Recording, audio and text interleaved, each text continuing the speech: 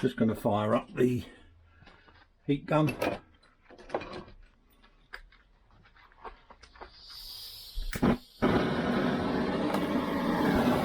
What we're actually after is heating the casing.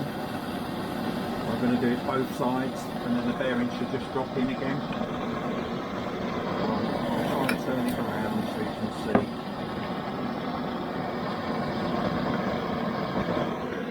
Start heating inside the casing.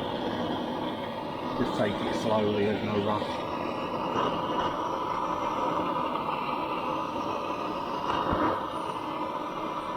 Moving around in circles again.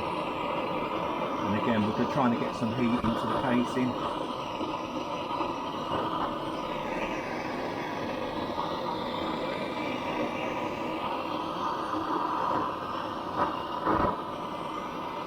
Minutes should do again.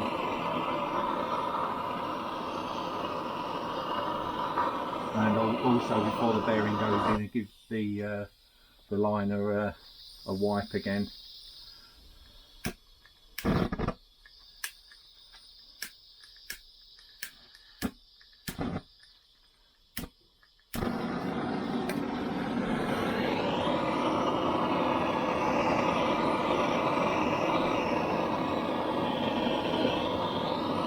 It's a shame that the oil seal's not here, because I could have put the crankshaft in today.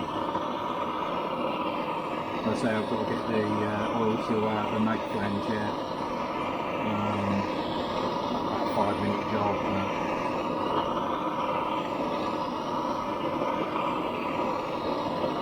They're not very easy to put in as well, so what I recommend you do is stick them in the fridge, the freezer. Freeze them down overnight before you put them in. I've ordered 3 or 4 sets of them because I've got a few Lambrettas that are going to need them.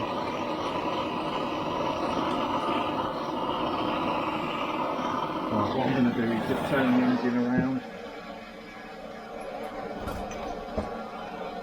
and put some heat on this side as well.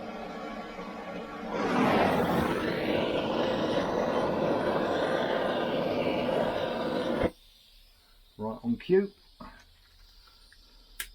That's the trouble with the gas ones over the electric. You're relying on the oxygen burning, and when that gets cut off, and obviously the gun cuts out. You don't need to go too mad, I'm not going to go that this morning.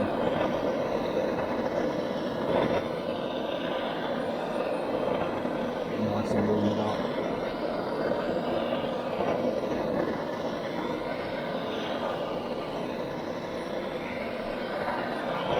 Surprising how much heavier the engine gets with all the ancillaries started bolting into it. Just keep the side a little bit longer and then we'll turn it back over again.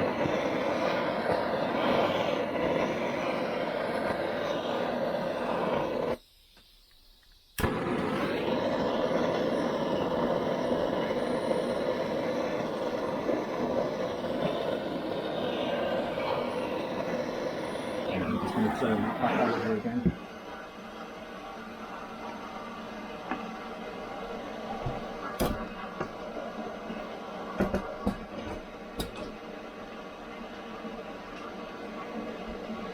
And get some more heat in there. It'll cut straight out now.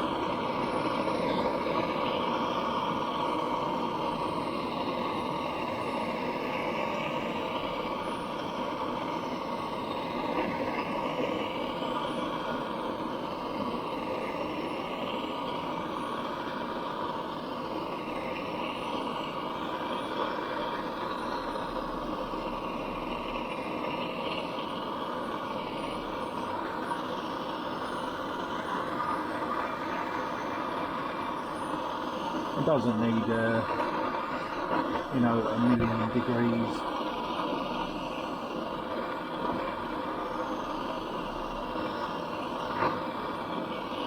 It's just, this is a great big heat sink. I'll probably call that a day actually. And I'll give that a wipe inside.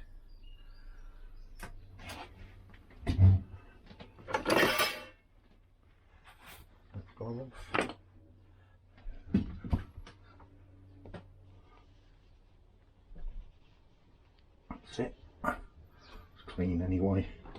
Take our bearing, place it in the hole, and what's the easiest way to do this is, I've got a bearing punch, but it's easier to do it downwards than, in fact that's what I'm going to do, because it's just going to go in a lot more easier.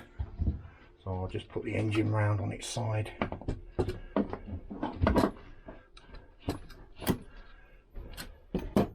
And give that a few taps. Probably just drop in anyway. That was quite hard. I'd expect it to be going in a bit easier than that, to be honest.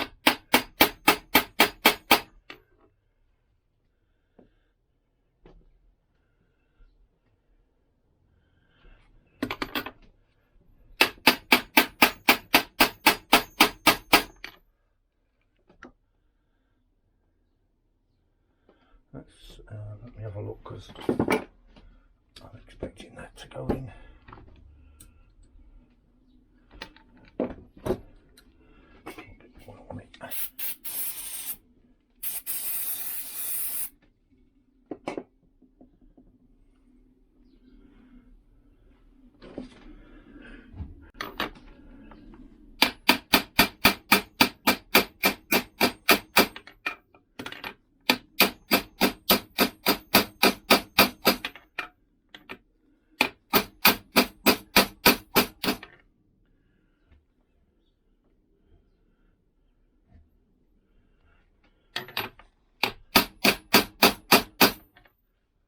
And that's home, and that is in. Just needed to move it around to show you. It was fairly tight, but the bearing perfect, lovely, no problem with that. I don't know why it was a little bit tight, but you know, I did put enough heat into that to warm it up properly. So basically you're knocking that until the note changes. Hopefully you'll pick that up in the before I cut out in the same video as this, but earlier on. And if I turn it over again, you'll see what it looks like the other side. The casing is really hot. You see that bearing. What we've got then is we've got a oil thrower washer that sits in this space here. The crankshaft will pull through and all your drive shafts etc will be on there. Lovely bearing. This bearing is lubricated with gearbox oil, which when I put the oil seal in the other side, I'll put some in there before we seal that up. We've got some oil to go on these bearings as well. They are lubricated from new, so it's surprising how much heat is transferred into that bearing. Lovely. I do like the Koyo bearings. Each to their own fag. They're all pretty much of a muchness. They do the same job, but that will be the end of this video. It's just basically showing you how to put that in. The issues I had with the oil seal. If I can get some light on it again, just bring that back a bit. It's that lip, what you can see there is too much. That way round it goes on perfectly, this way round as it should do to the crank. So in other words, that should seal that way through, with the crankshaft coming towards us as we're viewing it. And as you can see with the hole, the actual seal to me looks back to front. I'll just get another seal that I've got. It's a Vespa one, but I just want to have a look at the difference. Let's see what the difference is between the two seals.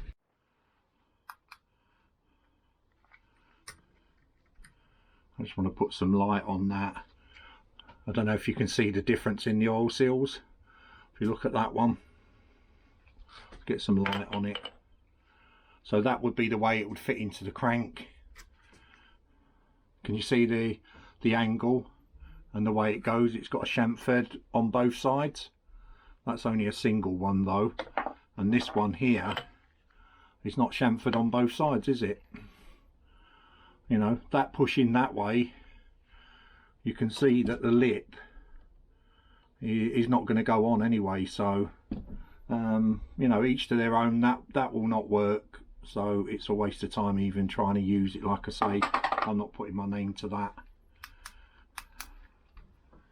I don't need to, for the sake of like 4 or 5 quid each. I'll get proper oil seals and use them. I mean, this was an experiment because like I say, I've never used these Viton oil seals before, and it was because I've got another 2 on the road scooters. I will be changing them because I don't want to break down with blowing white smoke out of my tailpipe and, you know, using all my gearbox oil up because the oil seal's gone, or my electric's dying because it's gone through that way. I don't know if anybody's using 10%, you know, the fuel. We've got ethanol 5% at the moment, and I was watching one of the combat dealers last night, and they had it was an old American 4x4 half track, and that engine, the petrol pipe on that, literally had blocked in the middle, and it was leaking at the bottom where the carb was. So I'm not so sure whether modern plastics etc would, you know, they were rubber fuel lines as opposed to the PVC that we use nowadays. I don't know if, you know, we will suffer with oil seals. I suppose it's prudent to fit them and get over that problem by you know, using ethanol resistant seals. It's just a shame that I can't, you know, there's no way in the world I can use that or the pair of them. So, you know, even I just can't see how that's going to go past. They're too hard, the material's too hard, and if you can see the bend on that, that's why the spring came off when you're pushing too hard, you know. And you can't say if that spring's come off inside, can you? You know, you're relying on that oil seal to seal and the spring stay in place to keep the seal lip on the axle or the rod, whatever you're sealing. So I'll tell you what I will do though, when I get the replacements, I'll put them on, as I showed you there. I've put them on 3 or 4 times on the crankshaft itself, but I will push them on to make sure that nothing comes off. I mean, this is, again, like I say, it's back to front, it works perfectly. You know, that's a perfect seal, but it won't work the opposite way round. So if I turn it around as it should be, spring to the crank, let's move the engine back a tad so I've got a bit more space to show you again. I can't see that actually going on that, you know, that's going to be spring off again. I can't turn it. I'm going over old ground there, but it's just something for everyone to keep an eye out. You know, it's just really annoying because it's another job I could have done and another video, but you know, hey ho,